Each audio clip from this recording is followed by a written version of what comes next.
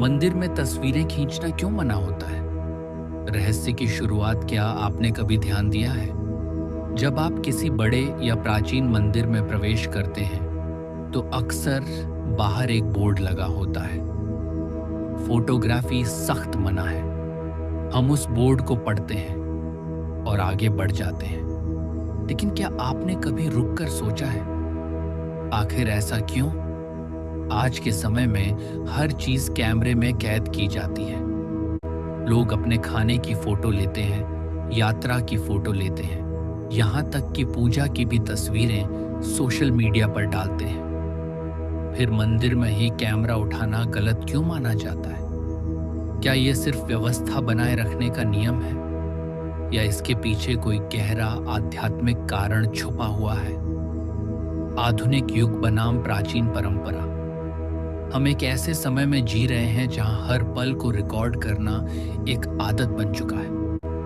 किसी भी सुंदर स्थान पर पहुंचते ही सबसे पहले हाथ जेब में जाता है, मोबाइल निकालने के लिए। लेकिन मंदिर सिर्फ एक सुंदर स्थान नहीं है। मंदिर एक ऊर्जा केंद्र है, एक ऐसा स्थान जहां मनुष्य अपने भीतर की यात्रा शुरू करता है। यहाँ आने का उद्देश्य यादें बनाना नहीं, बल्कि मन को स्थिर करना होता है। और यहीं से इस रहस्य की शुरुआत होती है। मंदिर का वास्तविक उद्देश्य मंदिर केवल दर्शन के लिए नहीं होता। मंदिर का निर्माण एक विशेष वास्तु और ऊर्जा विज्ञान के अनुसार किया जाता है। गर्भगृह, दीवारों की मोटाई, घंटी की ध्वनि, मंत्रों की गूंज, ये सब मिलकर एक खास कंपन, वाइब्रेशन बनाते हैं। जब आप मंदिर के भीतर खड़े होते हैं, तो आपका मन धीरे धीरे बाहर की दुनिया से कटने लगता है।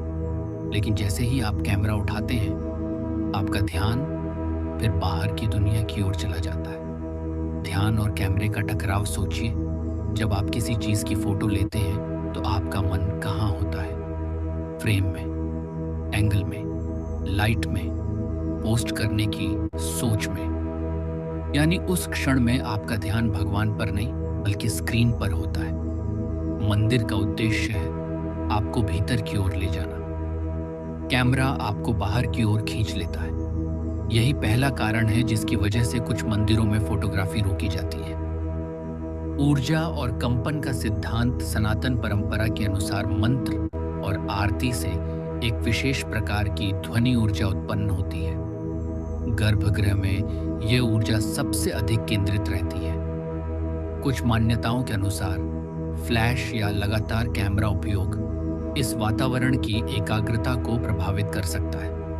हालांकि यह बात पूरी तरह वैज्ञानिक रूप से सिद्ध नहीं है, लेकिन आध्यात्मिक दृष्टि से मंदिर को एक पवित्र ऊर्जा क्षेत्र माना जाता है, और इस ऊर्जा का सम्मान करना भक्ति का हिस्सा है। भक्ति या प्रदर्शन।